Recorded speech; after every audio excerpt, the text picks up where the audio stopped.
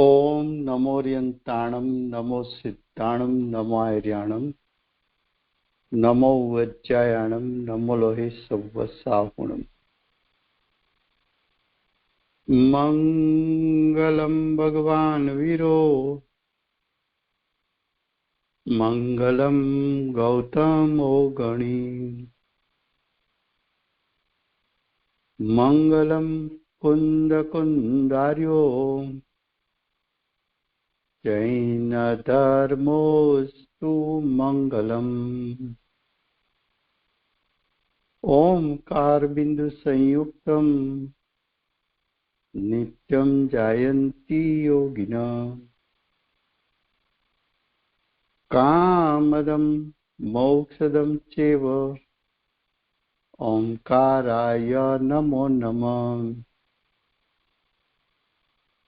अहो उपकार जिनवरनो कुंदनो ध्वनि दिव्यनो जेन कुंद ध्वनि आप्या अहो आ गुरु काहननो तुझ ज्ञान ध्यान नो रंग अमया दर्श रहो ओ शिव पद तक तुझ संग माता हाथ।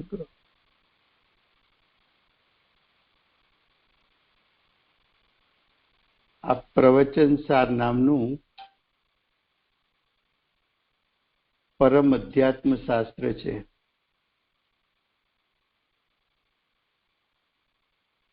भगवत कुंकुंदाचार्य देवे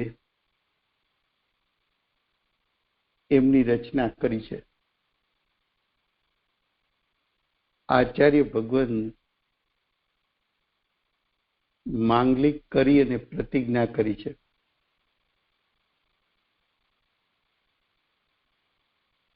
प्रतिज्ञा में विशुद्ध ज्ञान शब्द मांथी प्रथम अधिकार ज्ञान तत्व प्रज्ञापन प्रश्न समजावવાનો હતો। हाँ पण हजी विजयभाई नहीं आव्या ने तो छेल्ले लेशुं। Okay, thank you.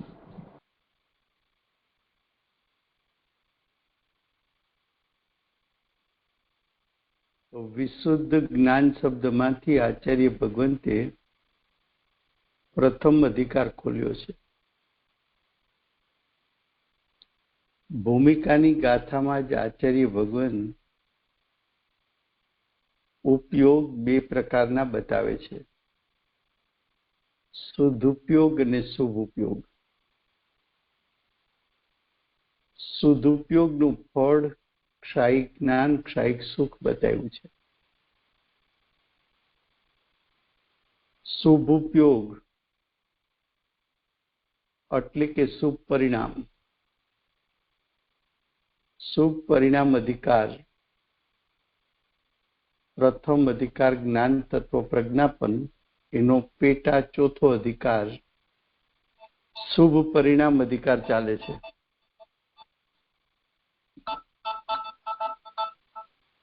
ए शुभ परिणाम अधिकार जे छे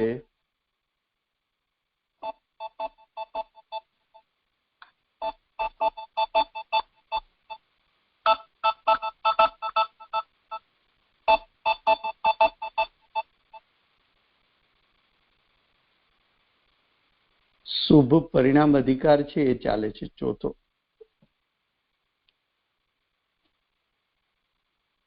एमां गाथा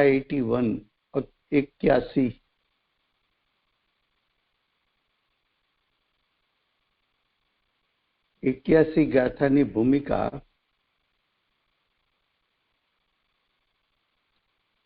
आचार्य भगवान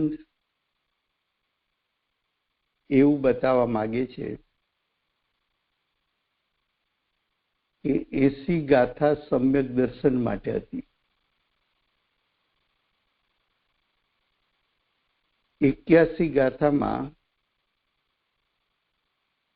जे सम्यक दृष्टि छे एमनी दशा में શુભ પરિણામ છે, શુભ ઉપયોગ છે. શુભ ઉપયોગ છે એ સરાગ ચારિત્ર છે, રાગ સહિતનું ચારિત્ર છે. સરાગ એટલે રાગ સહિત, રાગ સહિતનું ચારિત્ર છે. રાગ સહિતનું ચારિત્ર છે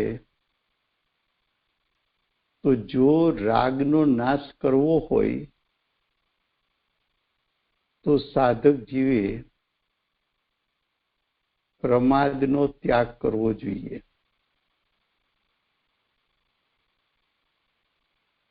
क्या कहा?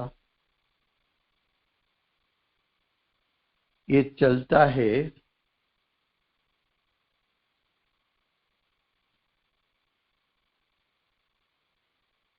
इक्यासी गाथा चलती है, उसमें आचार्य भगवंत क्या दिखाना चाहते हैं?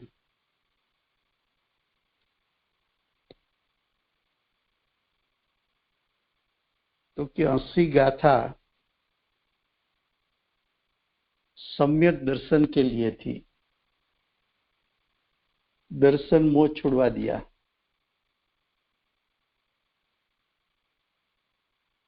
इक्यासी गाथा में चारित्र मोह को छुड़वाना है.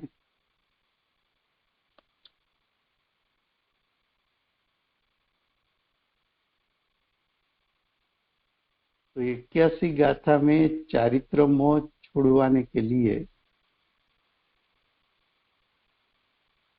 ऐसा बताया कि सम्यक दृष्टि को सराग चारित्र होता है. सराग का अर्थ है राग सहित चारित्र होता है.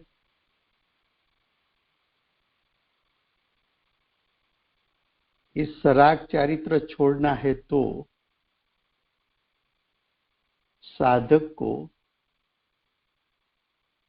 प्रमाद का त्याग करना पड़ेगा. प्रमाद के कारण सराग चारित्र का नाश नहीं हो सकता.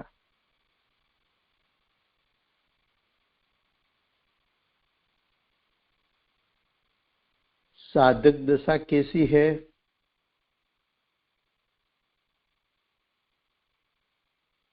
तो कि साधक दशा 4 से 12 गुणस्थान तक है. 4 से 12 गुणस्थान तक क्यों है?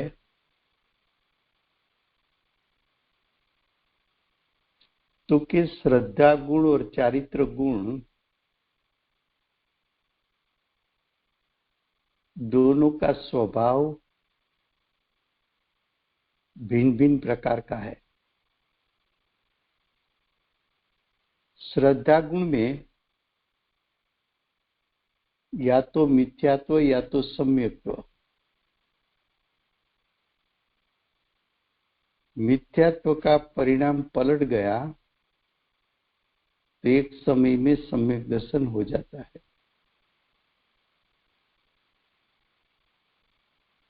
चारित्र गुण में ऐसा नहीं है. चारित्र गुण में उसकी शुद्धता क्रम से होती है.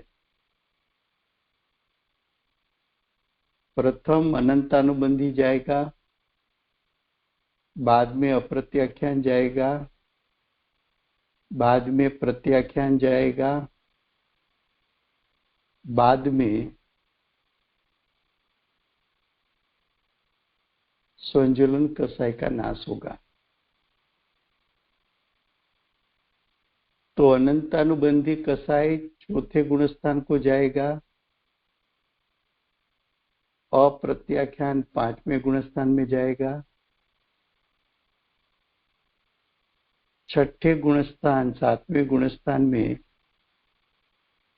प्रत्याख्यान कसाय जाएगा, 8वें गुणस्थान में स्वंज्वलन का क्रोध जाएगा। 9वें गुणस्थान में स्वंज्वलन का मान जाएगा। 10वें गुणस्थान में स्वंज्वलन का माया जाएगी। और 12वें गुणस्थान में सूक्ष्म जो लोभ है वो चला जाएगा। लोभ किस बात का है? तो कि मुझे केवल ज्ञान प्राप्त करना है, ऐसा जो सूक्ष्म भाव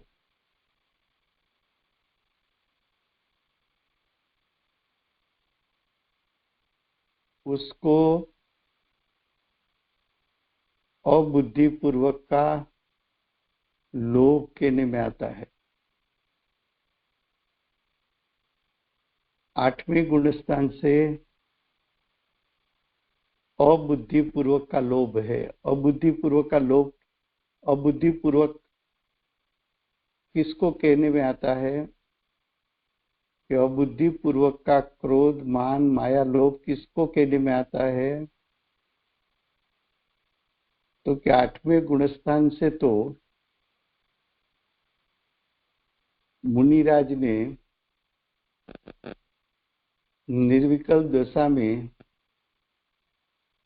श्रेणी का आरोहण किया है। तो श्रेणी आरोहण किया, लेकिन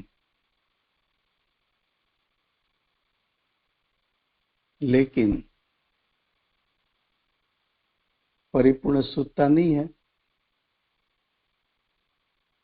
जब तक परिपूर्ण शुद्धता नहीं प्रकट होती, उसका अर्थ ये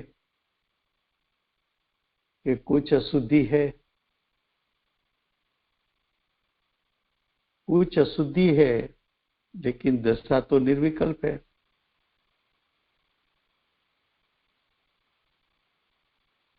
तो कि ऐसा सूक्ष्म कसाई है कि भाव श्रुत ज्ञान में पकड़ना भी मुश्किल है।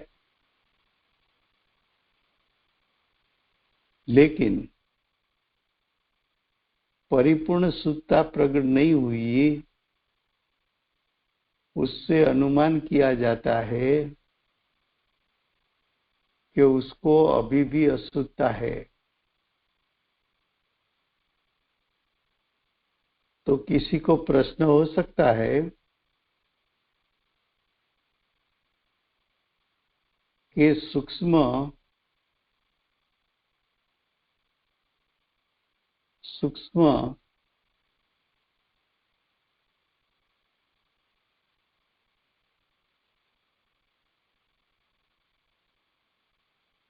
जो कसाई बचा है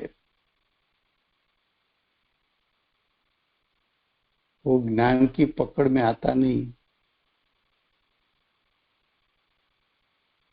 तो उसका नाश कैसे करे?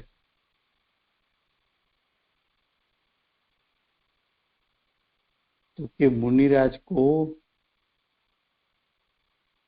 भावशुद्ध ज्ञान में इतना तो पकड़ में आया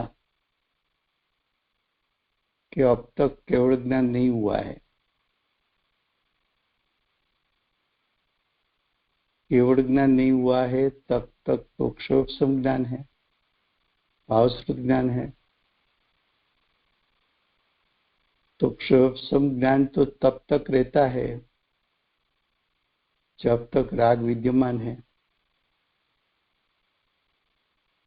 ऐसा राग सूक्ष्म है, अबुद्धिपूर्वक है, बुद्धि में पकड़ में नहीं आ सकता, तो उसका नाश कैसे करे?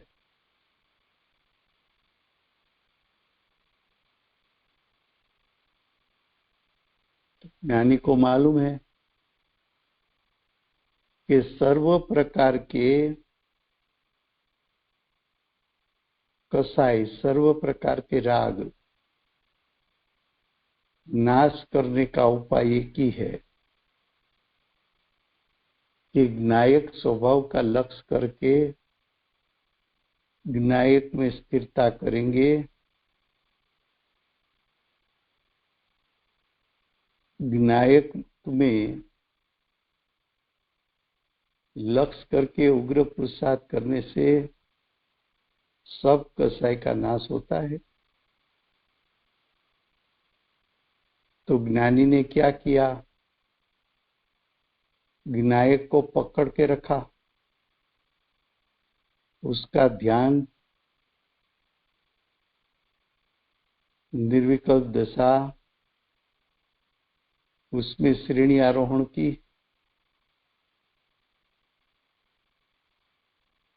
तो स्वभाव के लक्ष्य से, ज्ञायक स्वभाव के लक्ष्य से परिणाम में जो सूक्ष्म लोभ है, या तो क्रोध मान माया लोभ कुछ भी है, वो तो स्वभाव के लक्ष्य से नाश होता है।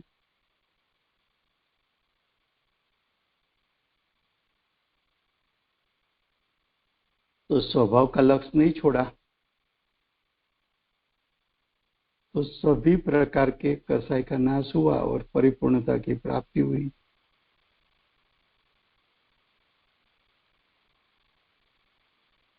फिर से गुजराती में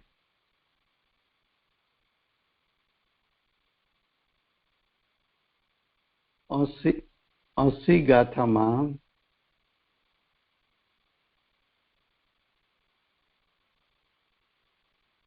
અર્યંતના દ્રવ્યગુણ પર્યાયને જાણતા દર્શન મોહનો નાશ થતા સમ્યક દર્શનની પ્રાપ્તિ થઈ।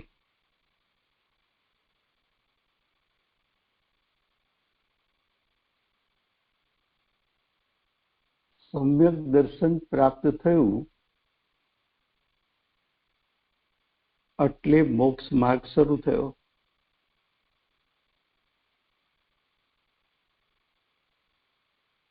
પરંતુ શ્રદ્ધા ગુણ ને ચારિત્ર ગુણમાં બંનેના સ્વભાવ ભિન્ન ભિન્ન પ્રકારના છે। શ્રદ્ધા ગુણ એક સમયમાં પલટીને મિથ્યાત્વનો નાશ કરી અને સમ્યક દર્શનની પ્રગટતા કરી શકે છે। ચારિત્ર ગુણમાં એક સમયમાં પલટો ખાઈને પરિપૂર્ણ શુદ્ધતા પ્રગટ થઈ શકતી નથી।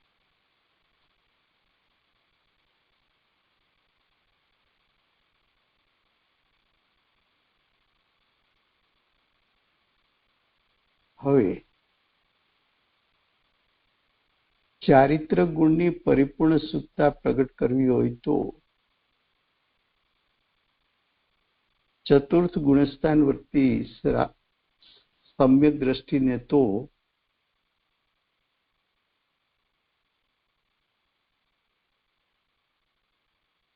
સમ્યક દર્શનની સાથે અંશે શુદ્ધતાવાળું ચારિત્ર છે અને અંશે સરાગ ચારિત્ર છે। સરાગ રાગ સહિતનું ચારિત્ર છે।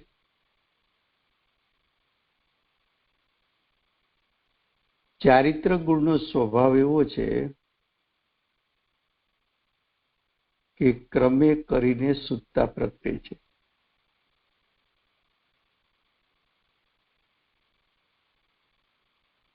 હવે સમ્યક દ્રષ્ટિને શુદ્ધતાની અધૂરી દશા છે, એને પરિપૂર્ણ શુદ્ધ દશા પ્રગટ કરવી હોય તો પ્રમાદ છોડીને ઉગ્ર પુરુષાર્થ સ્વભાવલક્ષી કરવો પડે। તો શ્રાવકપણું અને મુનિપણું પ્રગટે।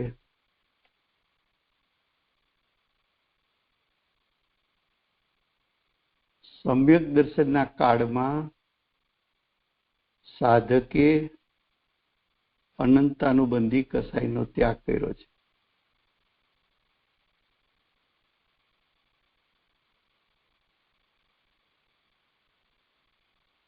શ્રાવકે પંચમ ગુણસ્થાનમાં અપ્રત્યાખ્યાન કસાઈનો નાશ કર્યો છે.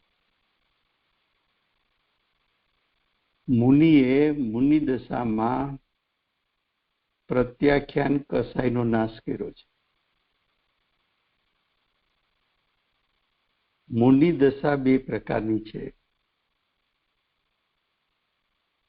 સવિકલ્પ દશામાં આવે તો સ્વંજ્વલન કસાઈનો તીવ્ર ઉદય છે.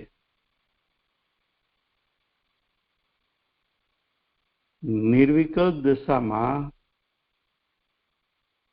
સ્વંજ્વલન કસાઈનો મંદ ઉદય છે.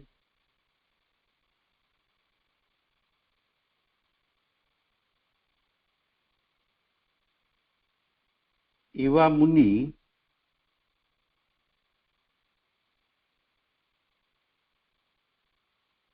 સાતિશય ગુણસ્થાન સપ્તમ સાતિશય ગુણસ્થાન વાળા મુનિ શ્રેણી આરોહણ કરે છે ત્યારે 8મું ગુણસ્થાન 9મું ગુણસ્થાન 10મું ગુણસ્થાન 12મા ગુણસ્થાન પછી 13મા ગુણસ્થાને અર્યંત પદને પામે છે.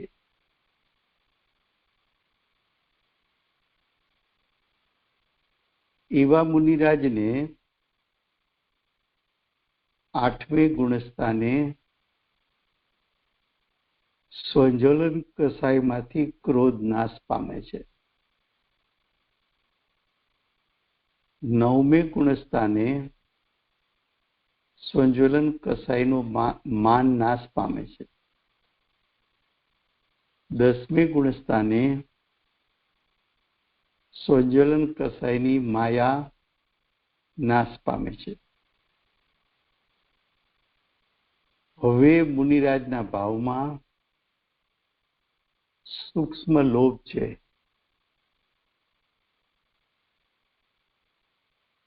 બારમાના અંતે સૂક્ષ્મ લોભ છૂટતા સરાગપણું નાશ પામતા 12મા ગુણસ્થાનના અંતે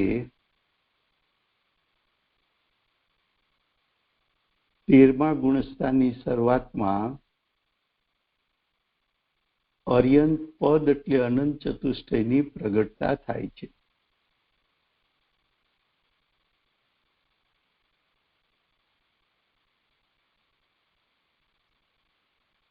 મુનિ દશામાં શ્રેણી આરોહણ કરે ત્યારે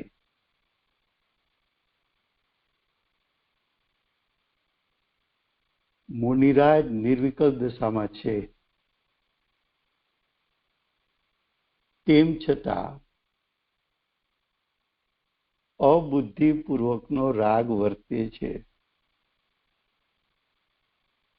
અબુદ્ધિપૂર્વકનો રાગ એટલે બુદ્ધિમાં પકડી ન શકાય એટલો સૂક્ષ્મ રાગ છે. એટલો સૂક્ષ્મ રાગ છે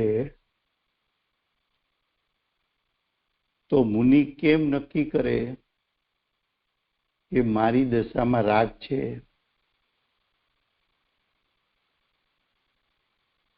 તો કે મુનિને ભાવશ્રુત જ્ઞાન છે, હજી કેવળ જ્ઞાન થયું નથી. જો સંપૂર્ણ રાગનો નાશ થાય તો કેવળ જ્ઞાનની પ્રગટતા થાય. તો કેવળ જ્ઞાન પ્રગટતું નથી એમ બતાવે છે કે રાગ છે ખરો, છે સૂક્ષ્મ,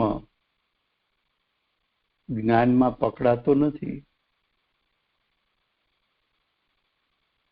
જો રાગ જ્ઞાનમાં ન પકડાય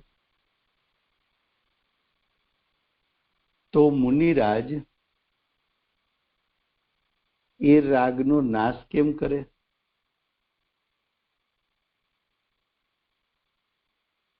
એ મુનિરાજ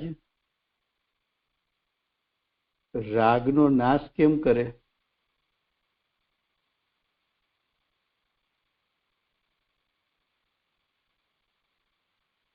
તો મુનિરાજ શું કરે? તો કે મુનિરાજને ખ્યાલ છે કે રાગ એવો સૂક્ષ્મ છે કે જ્ઞાનમાં નથી પકડાતો, પણ કેવળ જ્ઞાન થયું નથી, માટે રાગ વિદ્યમાન છે ખરો,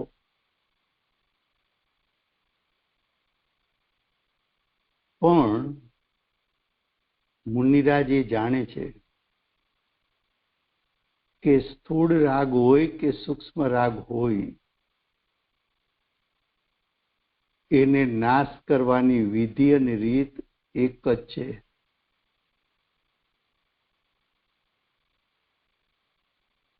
શું વિધિ ને રીત છે? તો કે જ્ઞાયકને ગ્રહી રાખવો, જ્ઞાયકનું ધ્યાન છોડવું નહીં, જ્ઞાયકમાં એકાગ્ર થઈને સ્થિરતા કરવાથી ગમે તેવો રાગ હશે, સૂક્ષ્મ પણ અંતઃમુહૂર્ત કાળ જો જ્ઞાયકમાં હું ધારા પ્રવાહ રૂપે એટલે કે એક સાથે ટકી રહીશ, તો એ સૂક્ષ્મ રાગ પણ નાશ પામી જશે ને કેવળ જ્ઞાન પ્રગટશે.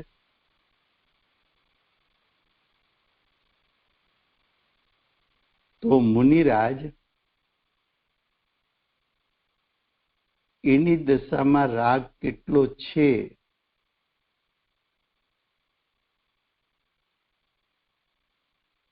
એનો વિકલ્પ છોડીને નિર્વિકલ્પ દશા ધારણ કરીને આત્મ સ્વભાવમાં અંતઃમુહૂર્ત કાળ ટકી રહેવાનો પુરુષાર્થ કરે છે. એવો પુરુષાર્થ થતા મુનિરાજ 8મું ગુણસ્થાન, 9મું ગુણસ્થાન, 9 માંથી 10મું ગુણસ્થાન, 10 માંથી 12મું ગુણસ્થાન અને 12મા માંથી 13મા ગુણસ્થાનમાં પ્રવેશ કરે તો સ્થૂળ કે સૂક્ષ્મ બધા પ્રકારના રાગનો નાશ થઈ જાય છે.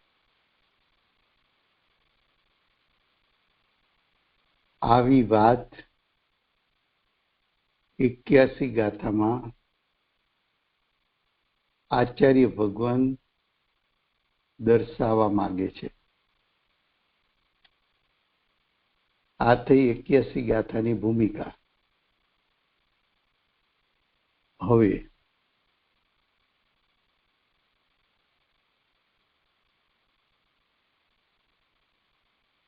गाथा 81 उसका हेडिंग है अब. अब का अर्थ है कि 80 गाथा में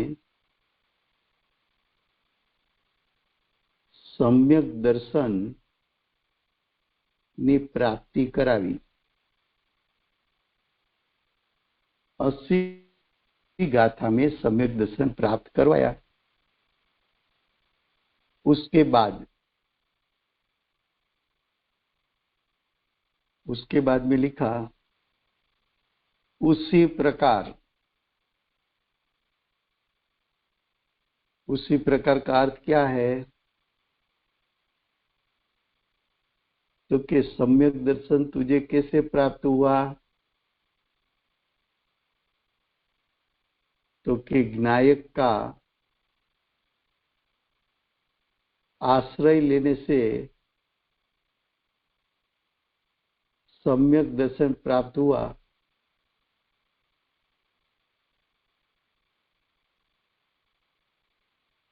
उसी प्रकार जिस प्रकार सम्यक दर्शन तूने प्राप्त किया, उसी प्रकार मैं चिंतामणि प्राप्त किया होने के कारण, चिंतामणि किसको कहते हैं कि तू जैसा चिंतन करेगा ऐसा तुझे प्राप्त कराए, उसको चिंतामणि कहने में आता है। 80 गाथा में तूने चिंतन किया कि मुझे सम्यक दर्शन की प्राप्ति हो, तो ज्ञायक स्वभाव ने तुझे सम्यक दर्शन दिया। ऐसा चिंतामणि प्राप्त हुआ यानी अनुभवन में आया।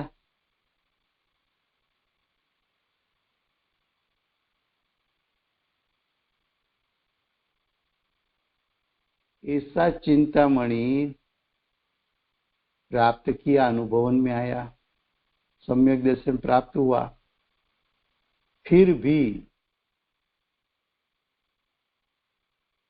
प्रमाद चोर है। जितना प्रमाद है, प्रमाद पहले बताया था, प्रमाद किसको कहे? अज्ञानी के लिए प्रमाद ये है कि सम्यक दर्शन प्राप्ति जितना पुरुषार्थ प्रकट न करे।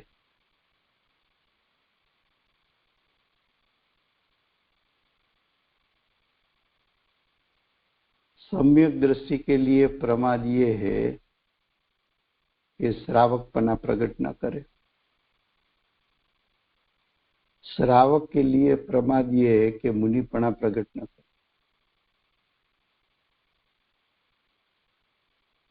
मुनिपना प्रकट हो गया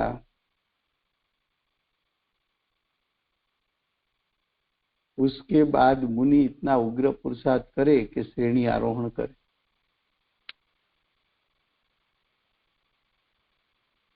तो जब तक चतुर्थ गुण स्थान में तेरे परिणाम में प्रमाद रहेगा, तब तक तुझे पंचम गुण स्थान, मुनिपना और श्रेणी आरोहण नहीं होगा और अरिहंत पद की प्राप्ति नहीं होगी। प्रमाद क्या है? तो कि प्रमाद चारित्र गुण की अशुद्ध पर्याय है।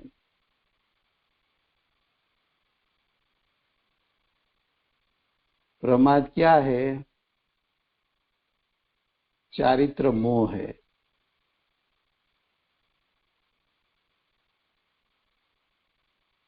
ये प्रमाद को चोर क्यों कहा?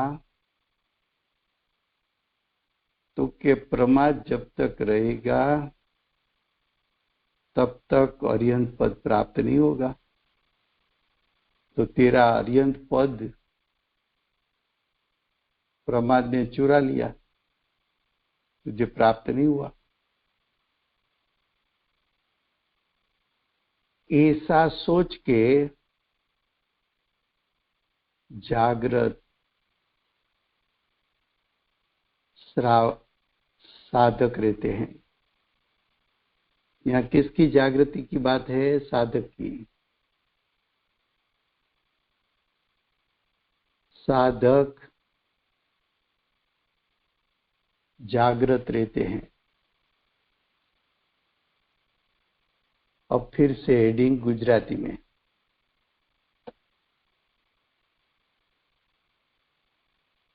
हेडिंग में लिखा है प्रथम शब्द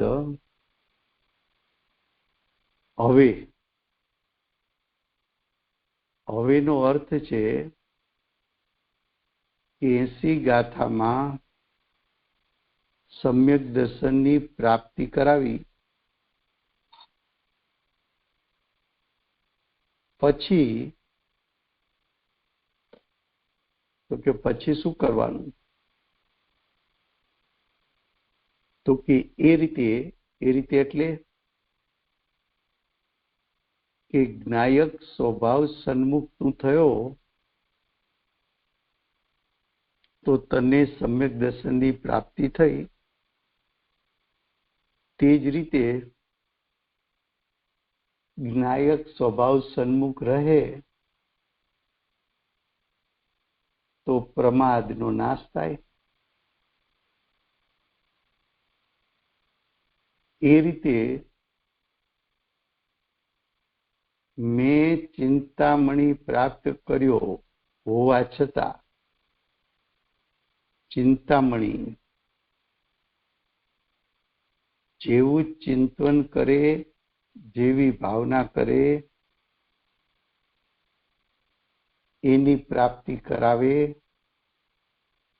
એને ચિંતામણી કહેવાય. 80 ગાથામાં તે ભાવના કરી કે મને સમ્યક દર્શન પ્રાપ્ત હો,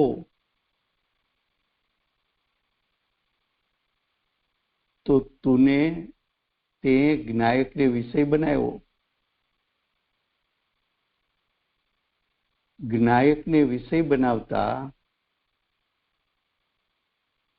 જ્ઞાયક અનુભવમાં આવ્યો એને ચિંતામણીની પ્રાપ્તિ કહેવાય.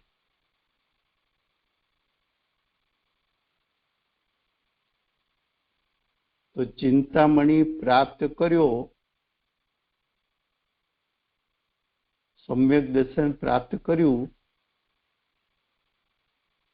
એ પ્રાપ્ત કર્યું હોવા છતાં પ્રમાદ ચોર છે.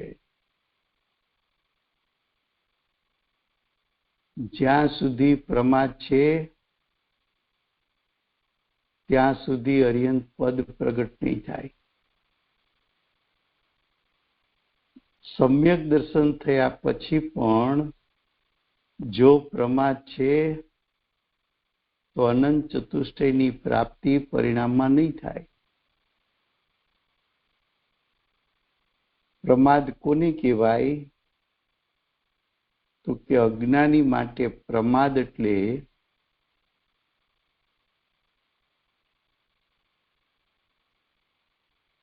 સમ્યક દર્શનની પ્રાપ્તિ ન કરવી.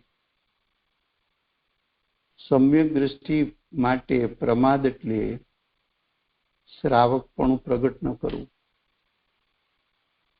શ્રાવક માટે પ્રમાદ એટલે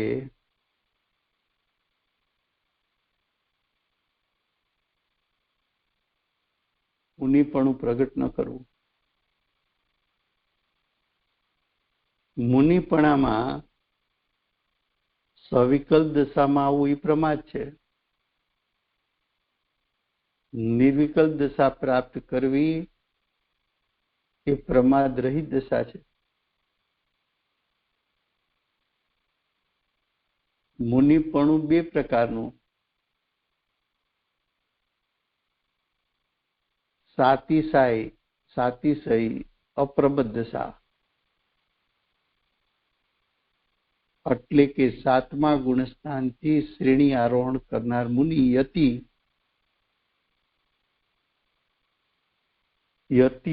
પ્રમાદ એટલે પ્રમાદ છોડીને યત્ન કરવો,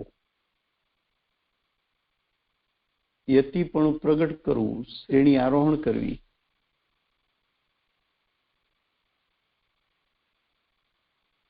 તો પ્રમાદ છે ત્યાં સુધી તને શું પ્રાપ્ત નહીં થાય? તો કે પ્રમાદ છે ત્યાં સુધી તને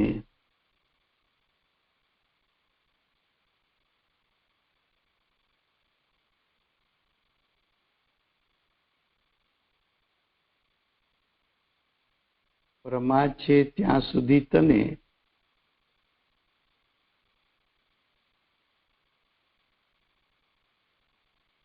શ્રેણી આરોહણ થઈ 8મા 9મા 10મા ગુણસ્થાનથી 12મા ગુણસ્થાનમાં પ્રવેશ કરી અર્યંત પદને પ્રાપ્ત કર, પણ પ્રમાદ હશે ત્યાં સુધી નહીં થાય.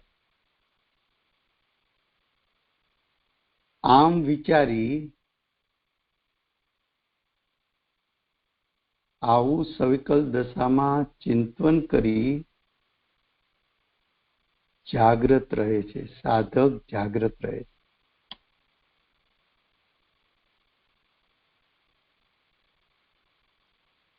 હવે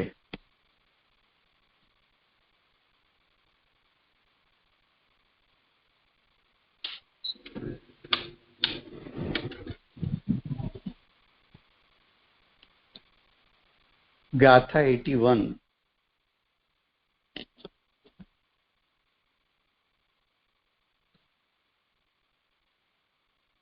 ગાથા 81માં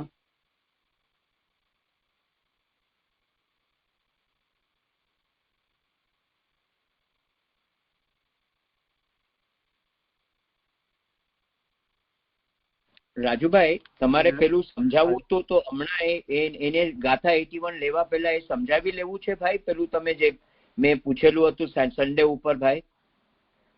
હા, છેલ્લી 10 મિનિટ એના માટે રાખી છે. Okay okay okay, thank you ભાઈ, થેન્ક યુ.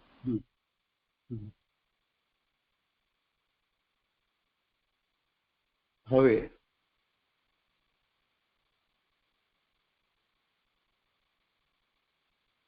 ગાથા 81. જીવ મોહને કરી દૂર આત્મ સ્વરૂપ સમ્યક પામીને જો રાગ દ્વેષ પરિહરે તો પામતો શુદ્ધાત્મને. અન્વયાર્થ. જેણે મોહને દૂર કર્યો છે, જેણે મોહને દૂર કર્યો છે એટલે સાધકે સમ્યક દ્રષ્ટિએ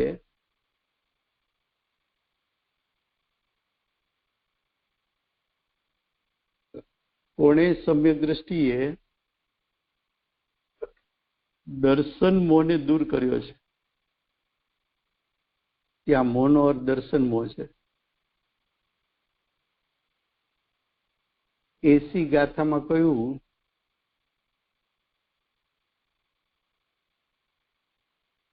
કે મોહની સેનાને અમે જીતી છે. બે પ્રકારના મોહ છે, દર્શન મોહ અને ચારિત્ર મોહ. એમાં બંને મોહમાં દર્શન મોહ મુખ્ય છે.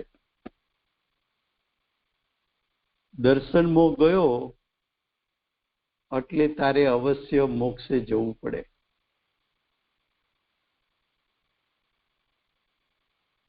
તો કે છે જેણે એટલે સમ્યક દ્રષ્ટિએ એસી ગાથા પ્રમાણે મોહને એટલે દર્શન મોહને દૂર કર્યો છે, ત્યારે તો એને સમ્યક દર્શનની પ્રાપ્તિ થઈ.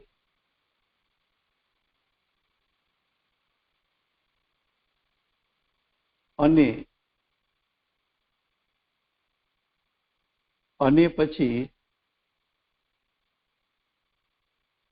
અને છે એટલે એનો અર્થ શું થયો કે ત્યાં બે સેન્ટેન્સ છે, બે વાક્ય છે.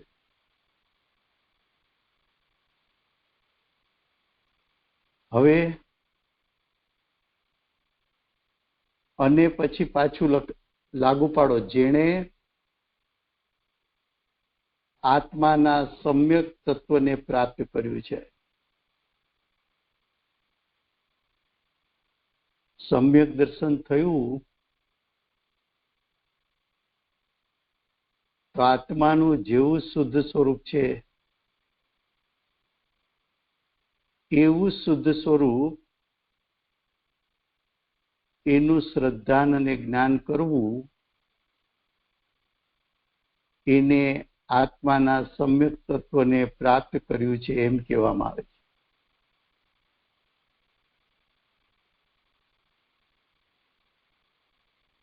એવો જીવ એટલે સમ્યક દ્રષ્ટિ જીવ.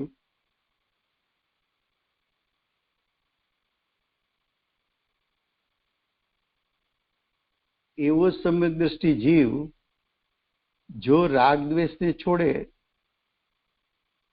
રાગ દ્વેષ એટલે સરાગપણું, રાગ સહિતપણું,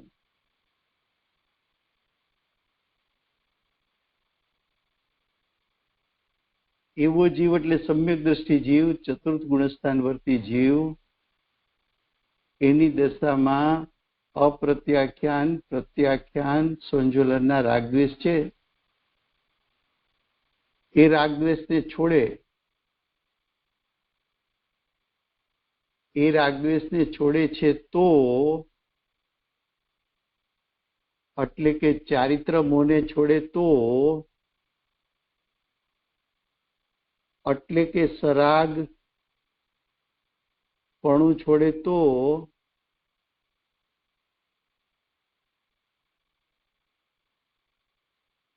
એટલે કે સાધક દશામાં રહેલો શુભરાગ છોડે તો, તે એટલે સમ્યક દ્રષ્ટિ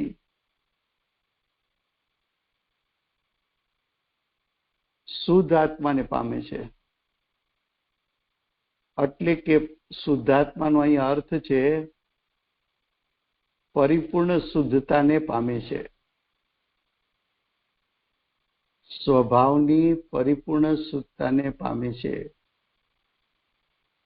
એટલે કે અનંત ચતુષ્ટયને પ્રાપ્ત કરે છે.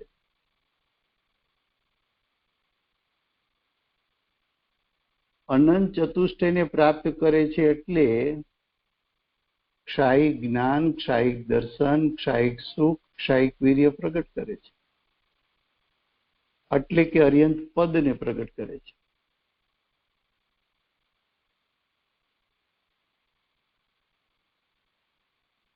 फिर से इतनी बात हिंदी में अन्वयार्थ. जिसने मोह दूर किया है, तो जिसका अर्थ है सम्यक दृष्टि ने 80 गाथा अनुसार दर्शन मोह को नाश किया है, दूर किया है यानी नाश किया है. और जिसने आत्मा का सम्यक तत्व को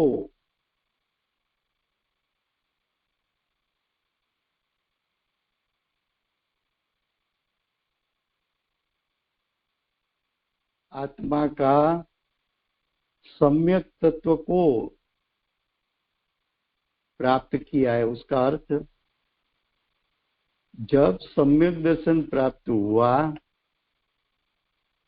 तो आत्मा का परिपूर्ण सामर्थ्य कैसा है, उसका श्रद्धान और ज्ञान सम्यक दर्शन के काल में ज्ञानी को हुआ, सम्यक दृष्टि को हुआ, तो उसने आत्मा का जैसा स्वरूप है ऐसा स्वरूप उसका श्रद्धान ज्ञान किया. उसको कहने में आता है कि सच्चे स्वरूप को प्राप्त किया है.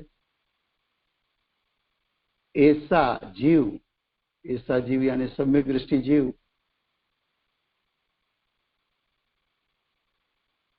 जो राग द्वेष को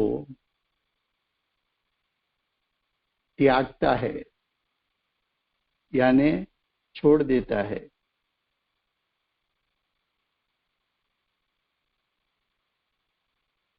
वैसे सम्यक दृष्टि जीव को कौन सा राग द्वेष है,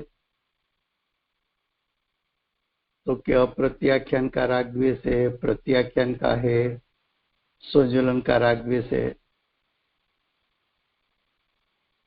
उसको एक शब्द में सराग चारित्र कहते हैं,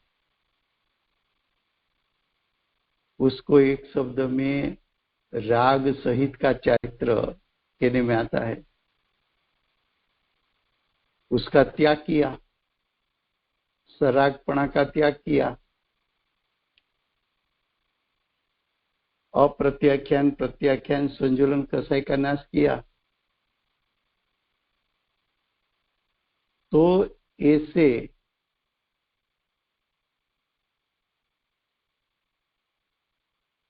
यानी ऐसे सम्यक दृष्टि, तब सम्यक दृष्टि शुद्धात्मा को पाता है। यहाँ शुद्धात्मा का अर्थ ज्ञायक नहीं है, यहाँ शुद्धात्मा का अर्थ है ऐसा सम्यक दृष्टि जीव परिपूर्ण शुद्धता को प्राप्त करता है। जो स्वभाव परिपूर्ण है उसका परिपूर्ण शक्ति रूप सामर्थ्य वर्तमान पर्याय में प्रकट करके अनंत ज्ञान, अनंत दर्शन, अनंत सुख प्रकट किया। क्षायिक ज्ञान, क्षायिक दर्शन, क्षायिक सुख, क्षायिक वीर्य प्रकट किया, यानी अरियंत पद को प्राप्त किया। यहां तक हम रखते हैं। अब एक जो प्रश्न आया है विजय भाई का कि पूज्य गुरुदेव कभी कभी ऐसा कहते हैं कि आत्मा करता है, और રાજુભાઈ જરા ગુજરાતીમાં કહેશો પ્લીઝ જરા ગુજરાતીમાં સમજાવશો? Thank you. હા, એ ગુરુદેવ ક્યારેક ક્યારેક કેમ કહે કે દ્રવ્ય કરતા છે, ક્યારેક ગુરુદેવ એમ કે પર્યાયનો કરતા પર્યાય છે। તો આ બંને વાત ગુરુદેવે કહી છે, એ વાત યથાર્થ તો છે, પણ બંનેમાં કઈ અપેક્ષા છે? ક્યારે દ્રવ્યને કરતા કહેવાય, ક્યારે દ્રવ્યને પર્યાયનો કરતા કહેવાય, અને ક્યારે પર્યાયનો કરતા પર્યાય કહેવાય? આવો પ્રશ્ન છે।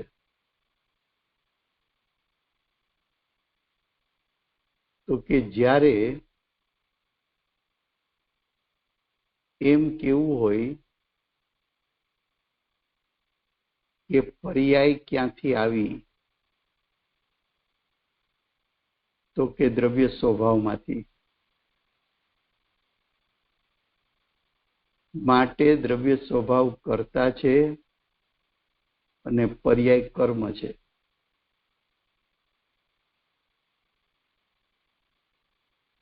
દ્રવ્યને કરતા ક્યારે કહેવાય, તો કે પર્યાયમાં દ્રવ્ય સ્વભાવ વ્યાપેલો છે।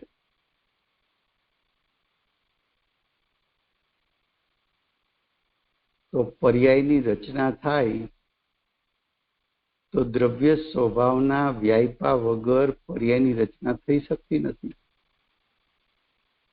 માટે દ્રવ્ય કરતા પર્યાય એનું કર્મ। પર્યાયનો ઉત્પાદ શેમાંથી થયો? દ્રવ્ય સ્વભાવમાંથી। પર્યાય વ્યય પામીને ક્યાં ગઈ? દ્રવ્ય સ્વભાવમાં ભળી ગઈ। સોનાની બંગડી હતી, એ સોનામાંથી બંગડી આવી કે સોનીમાંથી બંગડી થઈ? તો ઉત્પાદ રૂપનું પરિણામ દ્રવ્ય સ્વભાવમાંથી આવ્યું હોવાથી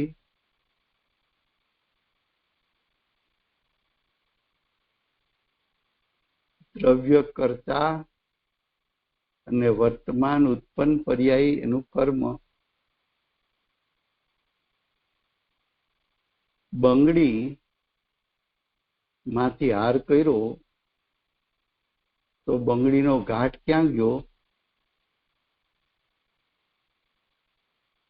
તો કે એ તો સોનામાં પાછો ભળી ગયો, વિલીન થઈ ગયો.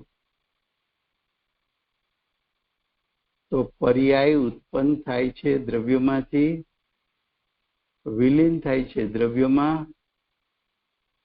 ત્યારે એમ કહેવાય કે દ્રવ્ય કર્તા છે, પર્યાય એનું કર્મ છે.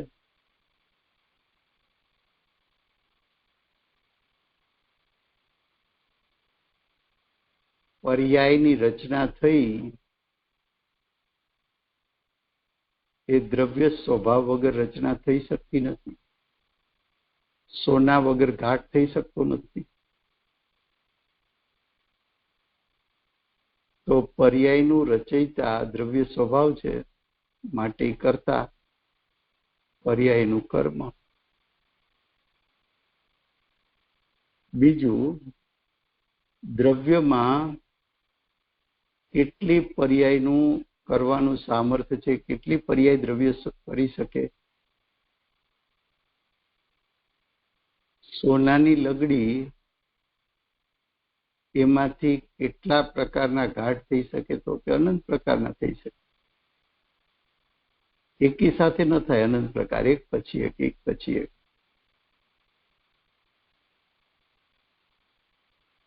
બંગડીમાંથી હાર કર્યો, હારમાંથી ચેન કર્યો, ચેનમાંથી કડા કર્યા, કડામાંથી પંજો કર્યો, પંજામાંથી કંદોરો કર્યો, કંદોરામાંથી દામડી કરી. તેના પ્રકાર કેટલા? તો કે અનંત પ્રકારના ઘાટ કરી શકે.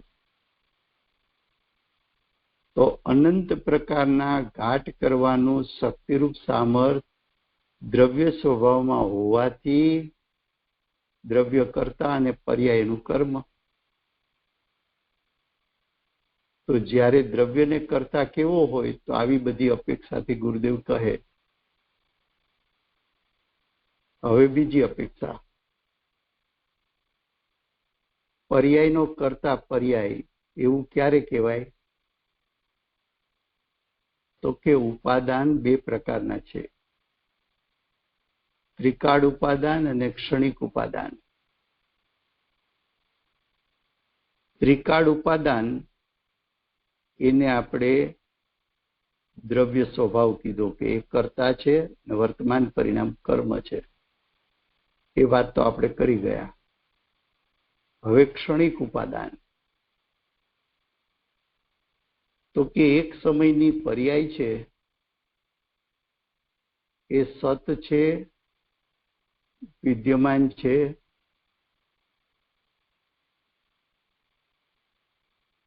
એ પર્યાય પોતાના કારણે થઈ છે એવું ક્યારે કહેવાય? તો કે જ્યારે પર્યાય પોતાના કારણે છે એમ સિદ્ધ કરવું હોય ત્યારે એમ બોલાય કે પર્યાયનો કરતા પર્યાય છે. ફરીવાર, પર્યાય પર્યાયના કારણે થઈ છે એવું સિદ્ધ કરવું હોય ત્યારે પર્યાય પોતે પોતાનું કરતા છે. તો કે આવું કેમ કહેવાય? તો કે જો દ્રવ્ય સ્વભાવ તો અનંત પ્રકારની પર્યાય કરી શકે છે. તું સોનીને ત્યાં ઓર્ડર આપ્યો તો 4 બંગડી બનાવવાનો,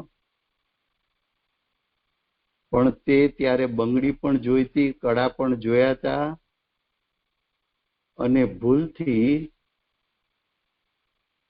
સોનીએ બંગડીની ડિલિવરી લેવા ગયા ત્યારે કડા બતાવ્યા કે આ તમારા કડા થઈ ગયા છે.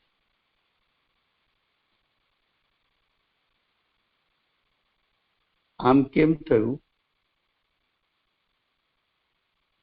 તો કે સોનું તે કાળે કડા રૂપે જ પરિણમવાનું હતું.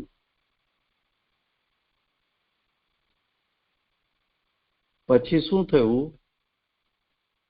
કે ચલો ઠીક છે કે કડાઈ પણ સરસ લાગે છે, હવે હું કડા જ રાખી લઉં.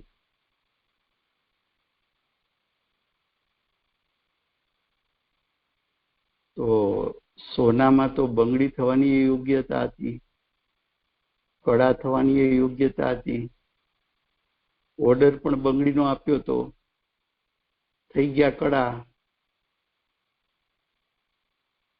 તો કે તે સમયે સોનું કડા રૂપે જ પરિણમવાનું હતું, ત્યારે એમ કહેવાય કે તે સમયની યોગ્યતાને કારણે કડા થયા, ત્યારે એમ કહેવાય કે પર્યાયનો કરતા પર્યાય છે. અનંત બીજી પર્યાય થઈ શકે પણ એ કેમ ન થઈ?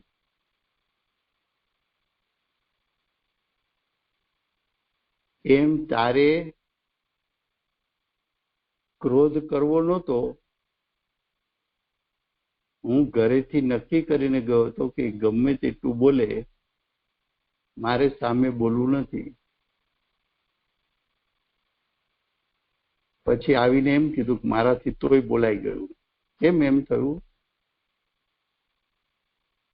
તો કે તારું આત્માનું પરિણમન તે સમયે તે જ થવા યોગ્ય હતું. તો જે સમયે જે પરિણામ થવા યોગ્ય હતું તે થયું એમ સિદ્ધ કરવું હોય ત્યારે પર્યાયનો કરતા પર્યાય કહેવામાં આવે છે. ખ્યાલ આવ્યો? હાજી હાજી, થેન્ક યુ વેરી મચ ભાઈ. ઓકે, સ્પષ્ટતા થઈ ગઈ ભાઈ, થેન્ક યુ. હા, લો સમય થઈ ગયો છે. હાજી, થેન્ક યુ.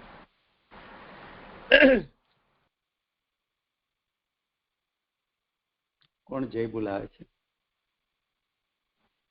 હિનાબેન, જય બોલાવી દો.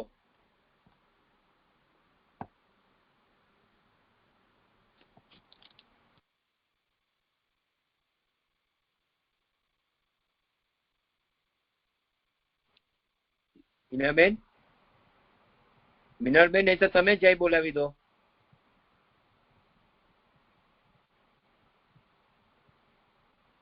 हम भक्तों न तारण हार श्री कहान गुरुदेव नो जय हो। जय हो। और प्रशम मूर्ति भगवती मात नो जय हो। जय हो। जिनवाणी मात नो जय हो। जय हो। सत्य सनातन दिगंबर जैन धर्म नो जय हो। जय हो। स्वर्णपुरी तीर्थ धाम नो जय हो। जय हो। 1008 વાર સૂર્યકીર્તિ ભગવાનનો જય જયકાર જય જયકાર. માતાજીનું જ્ઞાન બોલે સૂર્યકીર્તિ ભગવાનનો જય હો જય હો. બાહુબળી ભગવાનનો જય હો. કુંદ કુંદ આચાર્ય દેવનો જય હો. જય હો. અમૃતચંદ્ર આચાર્ય દેવનો જય હો. જય હો. જંબુદ્વીપમાં બિરાજમાન સર્વ સાક્ષાત જિનેન્દ્ર ભગવંતોનો જય હો. દેવેન્દ્ર કીર્તિ ગણધર દેવનો જય હો. થેન્ક યુ વેરી બધાને. જિનેન્દ્ર રાજભાઈ, થેન્ક યુ બધાને. જય Jinendra. Thank you very much બધાને. જય જિનેન્દ્ર રાજુભાઈ. જય Jinendra. Thank you very much Rajubhai. જય જિનેન્દ્ર. જય જિનેન્દ્ર. જય જિનેન્દ્ર. જય જિનેન્દ્ર.